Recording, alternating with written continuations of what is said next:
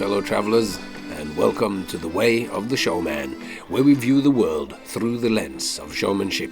I am Captain Frodo, and I will be your host and guide along this way. Today I reread an essay. In fact, it was the essay called In Defense of Children, which makes up episode 5 of The Way of the Showman, something that I wrote during the pandemic. And it's interesting there that you haven't, when you write and go on about things as much as I do here on the podcast and in real life, it's hard to keep it all in your mind. But then as I read this, I realized that this idea to live playfully, that this is very much embodied. It's like this episode 5 in Defense of Children is a call to arms for this entire season that we have been doing now. You see it in seed form there, what I have fleshed out now over what will be 30 episodes or so, where I say that I have to, talking about hope and new life and a way forward in, this was during the pandemic, and that my daughter, being an inspiration and a reminder not to get overwhelmed by the future, and that I have to face it playfully. I go on in this one about play and playfulness and why it is so important. It's how one is when one is in the moment, and when things can be just fine and dandy in the moment, whilst if you look at the future or you think about your past, there will be things that you haven't processed and things that you still haven't managed to step through or take up as a part of you or accept as a part of you. So whilst in the moment you might be sitting somewhere and everything is actually fine, and if there's anything that play does, it is to bring you into the moment and make things okay. When we are in the moment, when we do play, when we are letting ourselves go and caught in the flow, then things do seem to be all right. So this was my sort of discovery then during the pandemic, in those moments when I was actually perfectly content. We had enough food, there was enough toilet paper, all these things that we worried about in Las Vegas at the beginning of the pandemic. We had everything, and I was there with my daughter, and then I was drawing inspiration from her attitude towards life, being in a moment playfully all the time. So that was interesting to see. It was coming together that I read that now just towards the end of this long run that we've had. I read it for unrelated purposes, so it was great. A little synchronicity, as Carl Jung might have called it. But let's jump into the synopsis for last time. I don't want to go into too much detail here. We basically wrapped up our talk about the second criteria of play, which is that play is apparently purposeless and that it is done for its own sake. And what we spoke about was first friendliness and the importance of friendliness, and how we can be friendly towards an animal, and we can even think that it's like if you are friendly towards a mountain, what does that mean, and how this could work out positively for the entire existence. And then I actually I wanted to talk about show deficiency, and that lined up perfectly with a piece that I had written about play deficit, which what happens, the things that one can expect to happen when a child does not get enough play, or for some reason does not play enough for inner or outer reasons. So I spoke about those things first, and then after that I talked about the possibility, if it could give us anything, any insight, any inspiration, to talk about the possibility of a show deficiency. And just in the way that the world seems to connect up whilst you're busy thinking about something, one of the things that I talk about, when would we know that the world got to experience less shows, less gatherings of where they could experience something like showmanship, be it in the form of a lecture, be it in the form of a magic show or a street show, catching them unawares on the street in one of those glorious gifts that going down a walking street in a town might afford, that all these were gone, that opera houses were closed and theatres were closed, etc. And of course, I am no expert on these things, and sociology and sociologists and people will be working out these things, but from the surface level exploration that I did find some some evidence that collectively we suffered a bit of show deficiency, and suffering from show deficiency has eerily similar effects to what play deficiency might have. So yet another little tantalizing bit of evidence that play and showmanship might be closer than the average person might think. All right, so with all that said, let's move into the next criteria 3. So, let's jump into the world of ideas.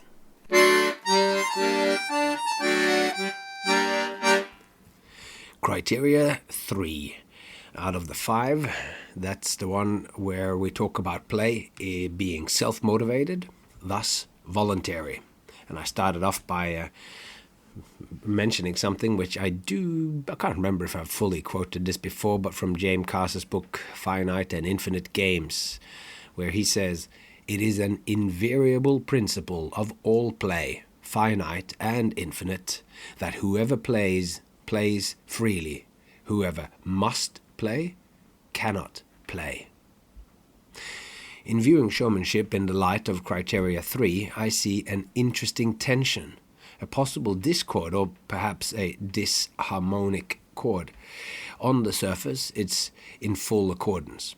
A person buys a ticket, she is motivated by criteria 1, fun and enjoyment, curiosity, and whatever other hopes for the show that might tickle her fancy. And it is entirely self-motivated and voluntary. And by criteria 3, and James Cass's third stanza, this quote that I just did, that's actually the third stanza. He divides his book up into these stanzas. What ensues is en route to be play. It's voluntary, all of this. And criteria 1, fun and exciting. And, maybe it's apparently purposeless apart from that she hopes to have a good time. So if we return to then this idea of a street show, which is like the archetypal kind of show with the showman on the market square, the self-motivated or the self-motivation to stay and watch the show is absolutely entirely voluntary. The threshold for walking away is very low. The only thing that is holding you there is your curiosity and the enjoyable way your attention is being held by the showman. And this brings out the first of the notes making up our potential discord. And this is the asymmetry of the showman-audience relationship. If this was a relationship that was like a child's game of free play, it would look from the outside quite lopsided, like one of the children, the showman, being very much in control or dictating the game. And the other child, which could be then the audience, is letting themselves be steered by the other. There is a clear difference in control as the showman is presenting their pre-prepared material in such a way that it will, based on the performer's experience, most efficiently capture your attention. You are, to put it negatively, lured into a presentation which has whatever material it displays carefully crafted to hook you, to hook a spectator. When we are talking about a street show, there exists what's known in the business as a formula. It's a particular structure that will, within reason, guarantee success once it's mastered. I won't go into the details, It will suffice to say that you call for attention first, you build an audience by promising some spectacular and worthwhile finale, and then you do a slow but steady preparation for this final stunt. And just before doing your stunt, you mention money, and this is what you do for a living or for money. And then you do your trick, thereby fulfilling your promise, and you make a quick, funny mention of money and maybe how much you hope each individual donation will be, and finally you stand there, classically at least, with your hat in your hand, and they come forward and drop in their donations. That's the rough outline of the formula.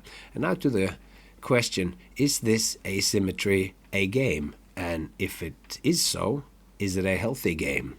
And I ask this since anyone who has observed children playing when a game has been hijacked by some playground bully or some kid who has worked out that they can use the threat of ending the game to force the other kids or other kid to comply with their wishes and demands. Like an imagined conversation, I want that toy you're using. But this is my favorite toy and I'm afraid it will be dirty. Well, then I don't want to play. Okay then, and the kid hands over her favorite little mouse toy. This scenario is not completely made up, and witnessing it hurts. Maybe one of the kids don't get to play so much with other kids, since they're always moving around from one town to another, so she really wants to play with this other kid. Alright, that got pretty loaded, but it certainly highlights the potential problem in any power balance. From this, we see that there could certainly be an issue here, which could perhaps still technically comply with criteria 3, that game needs to be self-motivated and voluntary. So the girl handing over her favorite mouse does want to play, so it is self-motivated, and in theory she could just walk away and say no, but these two criteria are now in discord. The chord that's resounding is distinctly uncomfortable. The player in charge is holding an unpleasant seventh chord, if you want to go with the musical analogy. But then again, who knows? As the mouse is handed over in hopeful trust, perhaps the game which ensues is the best game she's ever played. Maybe the one of the players is demanding the mouse is the most inventive and fun playmate exactly because of his or her ability to orchestrate games. Maybe he has an innate ability and understanding of making fun things happen, akin to what we find in an experienced showman. We have all met people like this, who might not be the best listeners, but which are a whole lot of fun to be with. The point of singling out this note about the asymmetric power relationship is to show how this can make the question of how voluntary a game or then a show, that it's hard to answer. We end up coming into territory which in legal circles are called undue influence. This is when one person is able to persuade another's decision because of an imbalance of power. Or in other words, if someone is using their standing within their relationship to influence the decisions of others or another person. We are now in brainwashing territory and have slipped a little far outside the scope of our examination of whether criteria 3 of play can be said to resonate well with showmanship.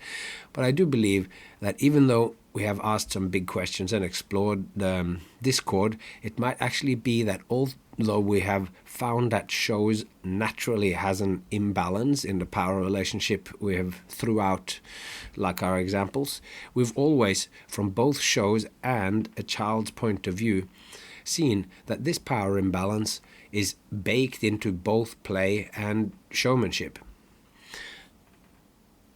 The power imbalance, and the play, it can go both ways. Anyway, as we already indicated when imagining the game with the mouse, and also when we spoke about the risk in play in an earlier episode, and how games that push our boundaries just enough are often, and very often, the most exciting and gratifying games.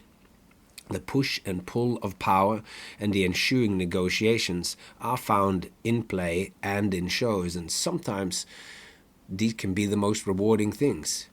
I play, of course, with it myself by being within the territory of entertainment by unease, When I say, oh, I'm going to attempt to squeeze myself through the heads of these rackets, and along the way I will be doing a dislocation. And then people go, I don't want to see that. But hopefully I can sell them in on my fun and games, and they're laughing already, so that they will stay. And then at the end of it, they are actually very thrilled, because the fact that there was something uneasy about this that turned out to be okay after all feels like then we've actually grown together. We've pushed through something. So definitely possible in shows and in games, as we've just said. So picking up on the idea of the kid who uses undue influence to get the mouse, but then goes on to orchestrate the best game, this is in a sense a whole subgenre of games. The specific example I'm thinking of is the tabletop role-playing games, where the so-called dungeon master, the person in the role-playing games which functions as a storyteller and also a referee. The dungeon master is the axis upon which the whole game, or the whole, what is it that they call it again? They call it a campaign, that it revolves on. How fun a game or campaign, as it's called, is. This is overwhelmingly hinging on the skill of the dungeon master.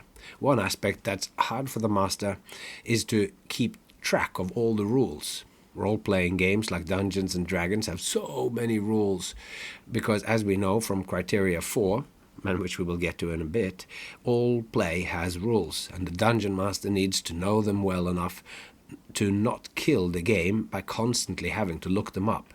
A great dungeon master is very much a showman, someone who can keep the internal experience of his players in mind, who can keep all the different characters in mind, and through improvisation around his pre-planned campaign, make it all come together and develop so it's fun for everyone. That, to me, is exactly what a showman should do, and in this light, a show could very much be play, of the same particular kind that the tabletop role-playing game is. I intimated that there were more possible discordant notes in our Discord. The other note is closely related, as it is to be expected if we remain within the musical chord analogy. Let me go back to where we started. Someone buys a ticket, completely self-motivated. They go into the theatre and sit down, then the show starts. It comes at them whether they like it or not. And as they say at the carnival roller coasters, you've bought a ticket, now you have to take the ride. And we have here the exact situation from the previous note, that this is not a genuine and equal play. But we have discovered, this might not be a problem. So what point am I actually making here? Only that since the show is more unidirectional than even role-playing, are we back in iffy territory, or meaning that it's like this aspect of the show being self-motivated that it might not quite fit? Is this the case? I don't think so. There are certain ways, following rules or norms, which varies whether the show is a rock concert, a theatre play, or a religious ceremony for that matter. Clapping, singing along, laughter, vocalized call and response, gasps and expressions of emotion. And these are all things which happens at any live performative events, which is a large part of what makes seeing a band live, or even seeing a movie in a cinema, makes this experience greater than if you do it all by yourself in your own house. It is a very different experience to see a comedy alone in your room and then together with a whole bunch of people at a cinema. And I think the latter experience would almost rank higher than watching it alone. The participatory nature of comedy gets increased dramatically when there are more people sharing the experience, and we are dealing with a role-playing game scenario where the relationship is more like an engaging monologue than a fully fledged and equal-footed conversation, even though everyone is actually participating imaginatively in it. But the thing about a show or any performative event is that by relinquishing control, you can find yourself moving into territories you would not be able to access without letting yourself be led there by someone else. And this brings in trust. And as we can see, this trust is, of course, connected to the game of giving away the mouse. It's connected to when you sit down, that you trust that this is going to end somewhere good, so that you give yourself over. Because it's imperative that the showman on the market square, going back to that picture, radiates a trustworthy nature. Not that they can't have any shady, unpredictable or flawed characteristics, but on the very base level of trusting that if you invest time and attention by watching him, it will be worth it. He's got to make you trust that if you follow his lead, you will be glad you did. And the showman might look a little wacky. Maybe their hair is collared and styled with jaunty collars and cut, and which often is the case. And maybe you're like me, not positively kind of inclined towards people that I don't know, that accosts me in the street or wants my attention, just as a sort of general inclination. There might be something iffy about the start of the encounter, in the way that the person who has bought a ticket, forking over their hard-earned cash, might be sitting in the auditorium thinking, well, this better be worth it. And I've heard that it's a rule in jazz, for as much as there are rules in jazz, that you should never linger too long on notes that are a minor ninth over whatever chord you're in when picking out a melody. And my understanding of musical theory is too sketchy to be able to fully grasp the mixing of numbers with notes, but what it essentially means is that you can play a discordant note, but only if you use it sparingly, and it leads to something rewarding, much like how everything became all right when the mouse was not smooshed into the dirt in the game, but instead became the springboard for the best experience. So the discord in the "this better be worth it," where the person is reluctant to throw themselves in. They have joined in, but they're still not sure. And then the natural trepidation in encountering a street performer with red spiky hair playing loud music and waving a stick on fire around while standing on top of a bin. This might be like that sparingly played minor ninth that they talk about in jazz. It's the beautiful tension awaiting release in the fruition of the show. So the show then starts, and if you, as a performer, does your job well, you will get their attention as the curtains open, and you will maybe have placed some of your best material up front for the exact purpose of winning them over. You got their attention, and now you need to modulate it into interest. This, though, when we get down to the nitty-gritty details, is, at least when we break it down sort of theoretically, a two-step process. The first is to make them, the audience, want to know or learn more. This is actually part of the definition of what interest is. You have their attention, but that can be gotten by colouring your hair red and waving fire around or popping a paper bag. But making the audience want more needs something more. And one way one can do that is that we mentioned from the sort of street show formula, is of promising them something amazing that will happen in a while.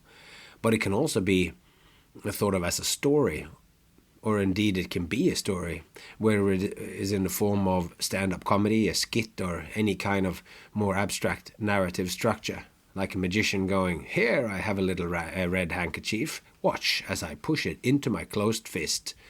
There is now a promise, attention, and expectation inherent in what happens, and the fact that the person is a magician, you have your ideas of what might happen now with this red hanky. The interest and desire to know more can emerge encountering, it can emerge in encountering an intriguing or a likable character, and you might find yourself relaxing and enjoying spending time with that person on stage. Like if you're actually getting into just the actual encounter, like if this person who's out there that through their first 5 minutes or whatever of the show, that whatever it is, whether they're doing high skills or they're doing tricks or they're blowing your mind with crazy juggling, and whatever that thing is, if that person seems to be endearing to you, and that you are relaxing, then you might want to spend more time with that person. And all these kind of aspects, and that's of course a highly favorable thing, but these aspects can instigate what I call the leaning in the audience, which is what I take as a sign that they are hooked, that they want the show to continue. They want to learn and know more, which is that interest. It's that they literally lean a little bit forward when you go, and now, are you ready for the next thing? And they lean in, they're going, what is happening? Or that is a wonderful point to be in, when you feel like, I don't have to push them or pull them, for that matter. Like, at some point the show starts to roll, it starts to go downhill, and you can pick up speed together when they stop wondering about this, whether this is going to be worth it, and let themselves come along for the ride. So once they've done that, once they've leaned in, then there is one more step. But before quickly mentioning that, I want to just point out the point I have been wanting to make all along, which is that in this moment, when they lean in, the show once again completely fulfills the self-motivated part of criteria 3. So that's the key thing, how I solve this kind of this imbalance that we have when we think of the showman just standing in front and just pushing out their show at the audience who sits there just receiving. Whilst I think in that moment, when attention is modulated into interest, when it's not just the banging of paper bags and flashy colors and lots of movement and swearing and whatever else might happen that could just, the promise that somebody's going to dislocate their arm, all these things that makes you go, whoa. But when it modulates into interest, when you want it to continue, when you want to know how the story ends, then I think that the show steps into this territory where it is now fully self-motivated. And it never really was not self-motivated. The audience wants to be there or whatever, but still, it's not becoming full play until, not full play, it's not becoming equal play until this moment when they're genuinely leaning forward and wanting the show to continue, when they want to know what happens, when their mind races ahead as to the possibilities of what will happen with the little red hanky, with the lovers that you are telling the story of, or with whatever it is that the show is promising. So they have bought their tickets through self-motivation. They're in the audience voluntary. Then there is that minor ninth note in the melody where they perhaps aren't completely self-motivated, where they're going, I wonder if it's going to be worth it. But then as the audience leans in and want to know and learn more, we are back in full play mode. They are voluntarily there, and they genuinely are self-motivated participants in the show, which, bringing it to a close, is the final stage of modulating the audience experience. It is the immersion and deep participation the audience feels when the show is fully rocking and rolling, and bringing then with it, as so many surfers on the waves created by the showmanship, the audience is fully pulled in and part of the show, like players of a thrilling Dungeons and Dragons campaign, like the participants who wholeheartedly feels part of a religious ceremony, or as members of a larger unity of people connected to the many others sitting beside them, facing the same way as themselves, whilst facing on the stage before them a lone showman who faces the other way, and who so fully showed himself worthy of their trust, and gave them back the time and attention they gave him, refined as showtime, as the best possible time one can have together. And in wrapping that up, I realized that I didn't quite mention that last step there.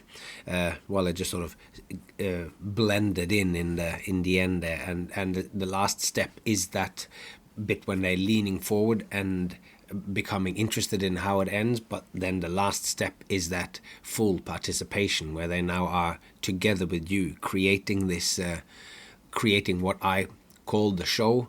We have the relaxed field, and what emerges in this is the show. It's that thing which is between the performer and the audience. It's not just the music as it was when you record it and release it in a live album. It was the actual full experience from the audience who was listening to the music in the show or watching the show, and who then takes that experience with them. And that is part of what then changes their reality, because they have gone through this experience themselves, because they've heard these words. Those are the and what are the consequences of these things?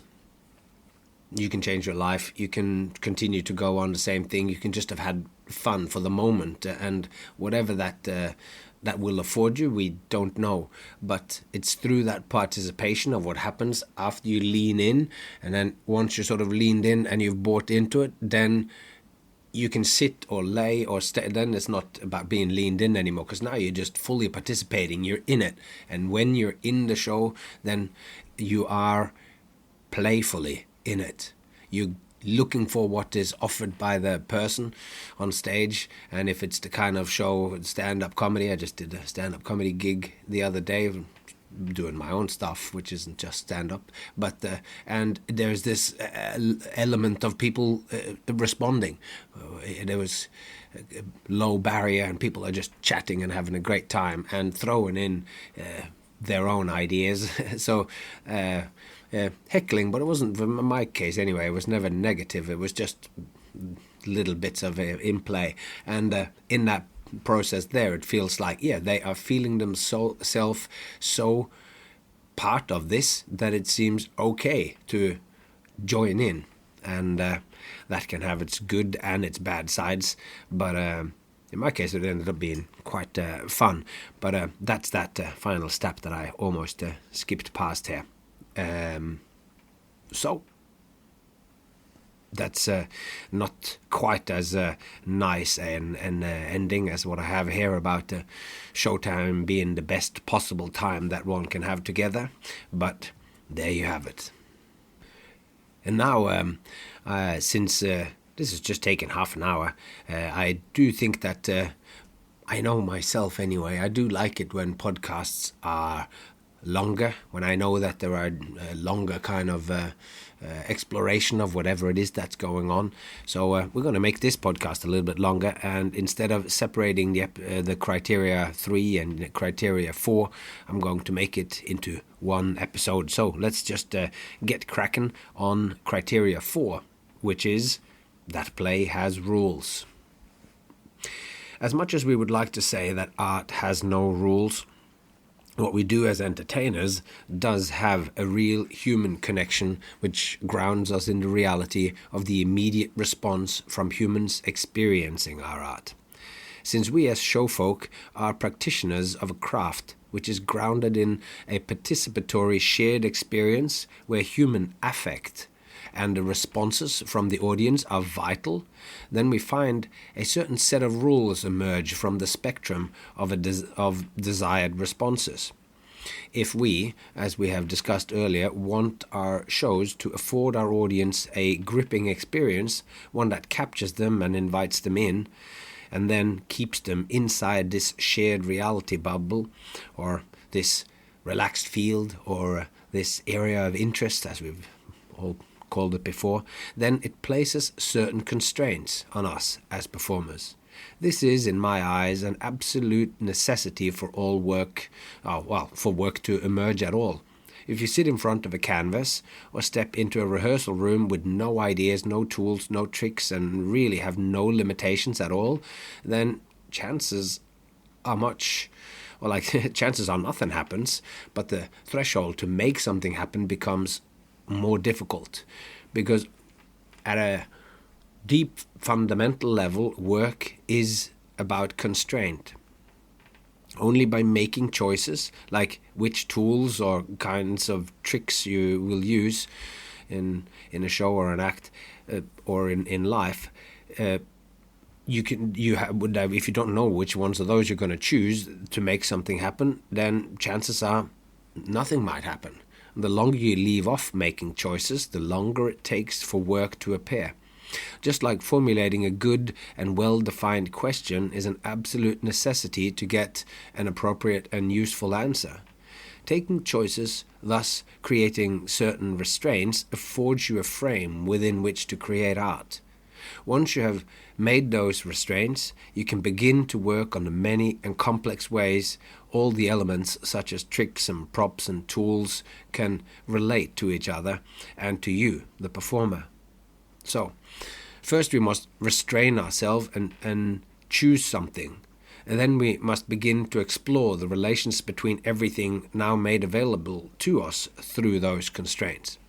Once our relational explorations have been made the final phase, then the final phase is kind of to look at the material and try to grasp the new whole which is emerging from all these relations. Like as if you have created a whole bunch of words and now you look for a beautiful meaning, a poem, if you will, in the discoveries of constraints and relational explorations, whatever that has yielded. And you're going to put it together now. So you have to shape it. Going, well, these are the things. So these constraints are, to me, it has the flavor of rules. One of the specific constraints that I face constantly in my work as a commercial artist, by which I mean that I'm making a living, i.e. supporting my family with the financial fruits of my artistic labors, that is that my art needs to be relatable and effectively affective. It needs to be relatable and effectively affective. My acts and shows needs to be stimulating to my audiences in a rewarding manner, whether they are individuals or organizations which has paid me to perform for them. They have expectations to what will happen or what they will get out of the transaction.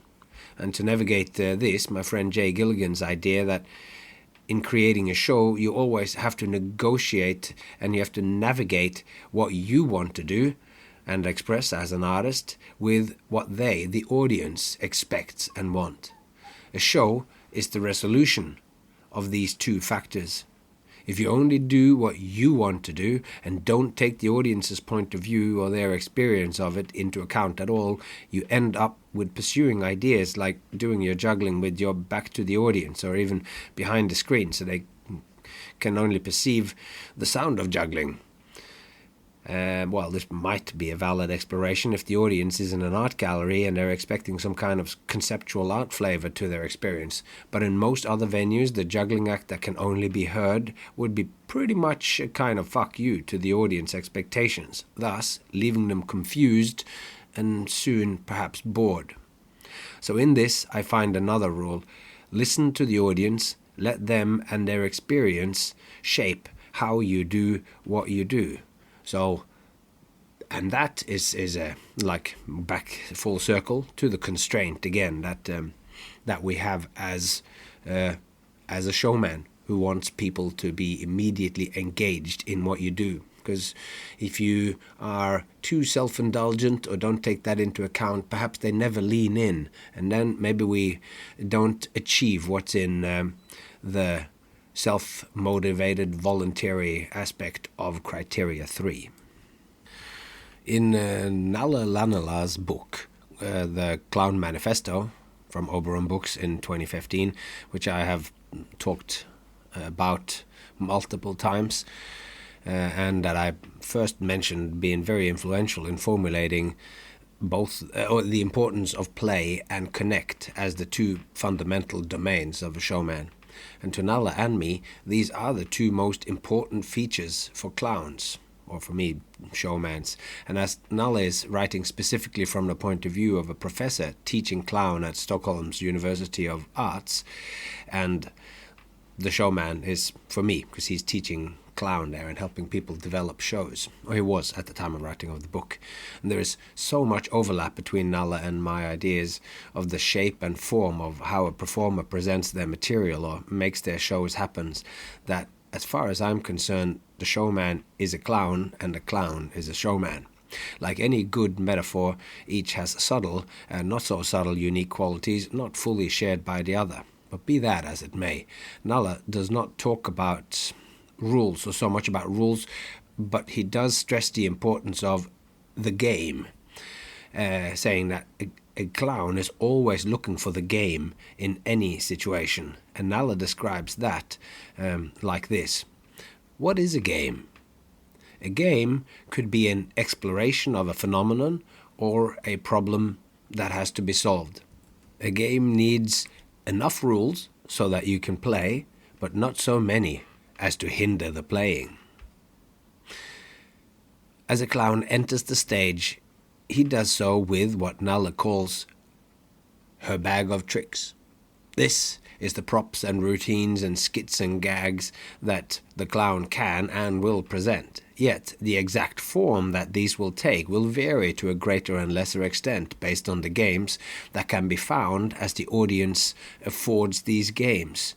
So the clown enters with her bag of tricks, but most of all, she's looking for the game. She's looking for a game with just enough rules so that there is an understanding between her and the audience, but not so many so that it stifles the game. Games can be found anywhere and be anything. She walks in, but on the way notices that the musicians from before has dropped a sheet of music, letting herself be distracted by this and entering fully and wholeheartedly into this random but real discovery can become the seed of any number of games. Does she greatly desire this treasure and want to steal it without the audience or the musicians that are still packing away their instruments at the side of the stage without them noticing? Is she annoyed that someone has left their trash behind? Does she want to get the audience to become her orchestra and sing the music? Either way she goes, a game will emerge and rules will emerge. If she wants to steal it, there are rules that any audience in any culture knows. Thou shalt not steal. Although the Christian God gave this as one of his 10 commandments, it is a feature of every society the world over, intimating that she wants to steal it, back to the clown now, not God, by looking at it surreptitiously and with a nonchalant, I'm not doing anything here, whistle, saunter over, and then through a prolonged sequence of exercises attempts to pick it up and hide it in her costume. This has all the hallmarks of what Nalla calls a game, and has in it all kinds of rules. Some rules are societal rules, and others will spontaneously emerge, like if the clown, for somehow a reason, decides that the best and only way that she is allowed to steal this sheet music is by grabbing it with her feet. Then this is an emerging rule.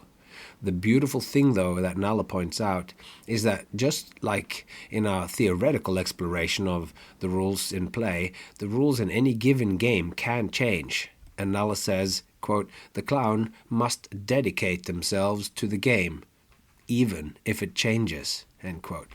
At the drop of a hat, literally or metaphorically, the clown can throw out the musical notes the rule that has just emerged that the musical notes can only be grabbed with the feet, throw that rule out and exchange it with, I can only pick it up if I can catch it in my hat. Whatever. Like they can just change the game. Like they pick it up and it doesn't work, and then now they have to pick it in, catch it in the hat. All of this stuff that can happen in the thing, and as soon as they throw it up and they've found out how to pick it up, taking their giant shoe and their stripy sock off, and now they're managing to throw it up in the air and they're ready to catch it, but they realize that this can only be caught in the hat. Now the audience knows the rules have just changed. It's like they can't just pick it up and put it in their pocket, and if it's played and the audience is in on it, then this new rule that has emerged will now afford all manners of new complications and hopefully fun adventures. So just like how if a child involved in an imaginative game can change the rules along the way, as long as they can convince the other players that this change will be fun. This is the same as with the clown there. If the kids are playing on their own, then these changes happens in a stream of consciousness kind of way, only guided by their own self-motivation. Did they want it to be like that? Is it fun to do that? Do I want it? And then they just do it. But when it happens whilst playing with other kids or others, then negotiations often become necessary.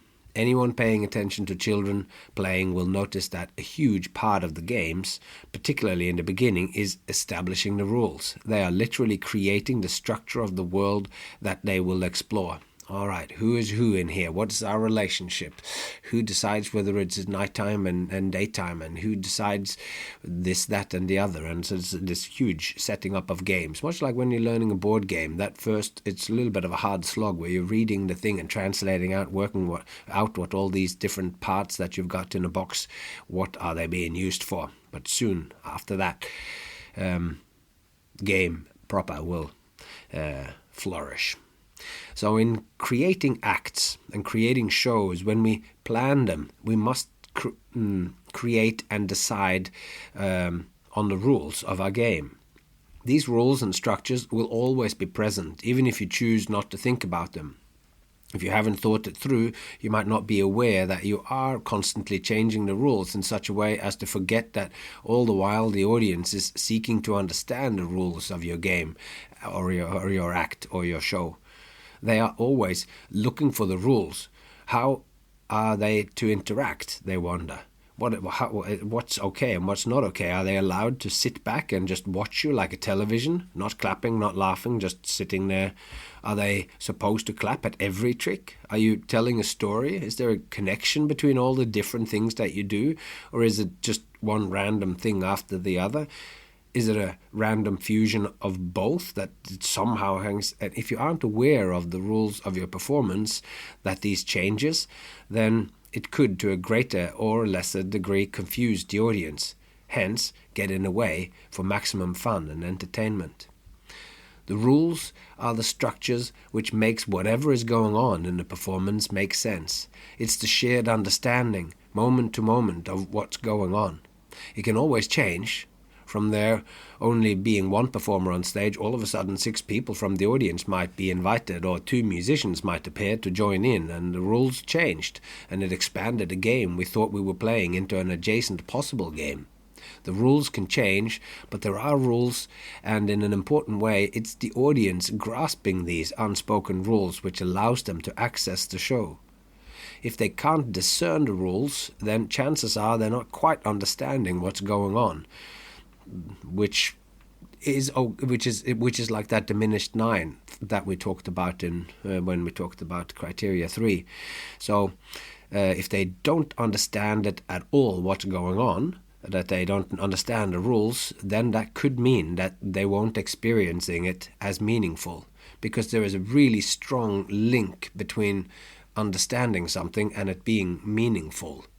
It carries meaning. It makes sense. If you don't understand something at all, chances are you don't quite see the point of it or the meaning in it, and it doesn't get written down in your diary as one of the meaningful experiences of your life if you don't understand it. But as soon as you start to understand it, then there's a link between meaning and understanding.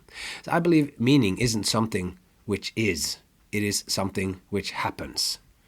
An artist might pack their show with a whole lot of meaning, but upon experiencing the art, if an audience don't understand what's going on, then no meaning can happen. If somebody reads me a poem in Japanese, then chances are that I won't find it very meaningful, because I simply do not understanding. I don't understand Japanese, but that it might have some value, like a Dada poem, which didn't have any words but just sounds or whatever, or soundscape poem, or anything. It could have this in an art kind of way, but that's sort of beside the point for what we're talking about here. If we allow that a 19th century Japanese poet's carefully crafted words has no more or less value when one understands the language, is just silly. Like, you can listen to a poem in another language and get a sort of sound flavor of it, but the meaning of that poem is that the meaning which is contained in those words is in a large part not there. So if, on the other hand, I did speak Japanese, I might be moved to tears, I might be sucked into that poem and the poet's work to the extent that I would want to write a book about her. This is the power of things we found deeply meaningful. When we understand a poem, maybe we find it to speak directly to us, which the best poems does. They speak directly to us through time and space. Now, the philosopher Henry Bortoft talks about this in his book Taking Appearances Seriously from Flores Books 2012. Bortoft describes meaning not as a static thing, but as a dynamically constant unfolding. It's something which happens between the reader and the text, or the showman and the audience. In a text or a show, there is a whole lot of intended meaning. Any act is the result of the meaning and the intent of the showman creating it. So the meaning that is experienced. So certain artists might think that this is the only thing that matters, what the showman is presenting. They present their acts as created, whether there is an audience present or not. To such an artist, the only important thing is what it means to them as an artist. Whilst the audience's mirror position would be that they don't care at all what the showman wants, what he thinks his act means. All they care about is whether it makes sense to them. Like, does it entertain them? Do they enjoy the experience? The middle way here, the midway, if you will, is what Jay Gilligan talked about, that there is this frontier between what the showman intends and what the audience understands. Or, what I have my ideas of what I would like to do in the show, but I got to meet the audience a bit. If they expect it to be just a funny thing and all I do is talk about sad things that's happened to me, then they might be disappointed and just be so hard to, you got to be somewhere in between. So, this is this dialogue between what I'm presenting and what the audience is willing to or can get from it. This is where meaning emerges, where meaning happens. When talking to someone, then understanding is paramount. If you don't care whether the other person understands what you're saying, there is no point in talking. We talk differently depending on who we talk to. We talk differently to children than to adults, and to the guy that cuts us off in traffic and our mother. This is because we all implicitly want understanding to emerge in any dialogic encounter. When our dialogue partner understands what we're saying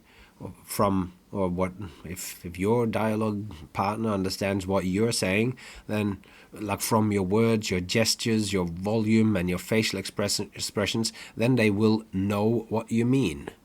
I mean, I'm sitting here as I'm telling you this, I'm jiggling my arms and all that and pointing out and pontificating. So,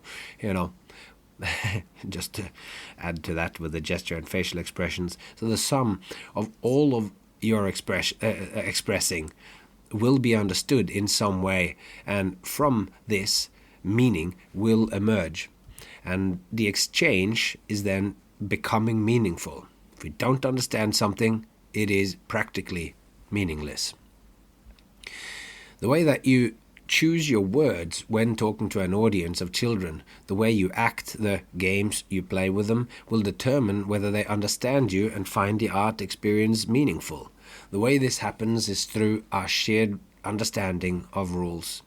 Each and every kid negotiates rules in every single game they play. In any game on playgrounds or right in a moment of meeting you, presenting a show for them, they are looking to rules, structures and patterns to grasp. What is it that's going on here? Any rule they discover in your games will give them a way in. It will serve understanding and thus making what you do make sense to them. Breaking the rules, not conforming to what's expected of adults, what you're expecting from the children, is the greatest thing about rules. We're setting up the rules in the show and then we break them. That's the foundation of comedy. If you set something up, repeats it, thus establishing a rule, then on the third beat, changing it up on them by breaking the rule is the fundamental structure of jokes. Broken expectations, set up rules, then break or change them. This is the underlying game in performance, that establishing the breaking of all kinds of rules, and ones that happens only in the moment of performing, and ones dictated by the state or by decree and decency or nature. Whatever rules there are, like, break them and we got something exciting happening. But if no rules are understood as to what's going on, then we don't get that thrill and the joy of the breaking of the laws of nature. It's all of a sudden something that should not be floating in the air that is the breaking of the laws of nature. So each presentation of our acts and shows is not just a straight up passing on of whatever meaning and intent you had. The audience does not just automatically transmit its meaning to anyone. The meaning of it is not just in what you are doing. It is something which can come to life again, to emerge out of non-existence, as it is understood by an audience. And this is the miracle of being in the same place at the same time, sharing attention. Something you've created, a sequence of events that can be understood and become meaningful. Like my example with the Japanese poet, when something is understood as meaningful, it can change the world. And in this way, perhaps these rules and playing with the rules as opposed to playing by the rules is a nature of what play is, and it is a nature of what we see in a great show. So when you take it in and you really see and you really get the feeling, because you thoroughly enjoy it, you are completely engrossed in the show, you are completely voluntarily and self-motivatedly participating in the show, and you see these changes of the rules, you might take some of these changes that have been proposed and enacted and happened meaningfully in the show, you might take them out into the world, and in that way, like the Japanese poet, like the clown, stepping in front of the audience with her bag of tricks, your play with the rules can change the world. All right, we are rapidly approaching the end of this. There is only one more of the criteria left to cover, and I hope that these last few episodes have sparked some more links between your own work and the criteria of play, and I hope that you, over the journey that we have covered together here, that some of these little things have successfully been adapted and adopted into your work. I hope that it has found its way in one small or large context into the actual act that you're working on, the actual shows that you're doing. And maybe it has, if I could wish big, it is that it has found a way for you to modify and to your actual life. Because we do have, as performers, we do have our shows, but we also have our lives. I see that divided in the show and the man. Showman. We are the show is a big part of us, but we're also human beings. The choices that we take have consequences for the ones we're hanging with, the ones we love, and for all of this. So I hope that this has made that difference to you. And to end it on my usual plea, it would make a big difference to me if you would tell someone that this podcast exists. Tell them that this podcast could potentially change their life, like it might just have changed yours. So until next time, take care of yourself and those you love, and I hope to see you along the way.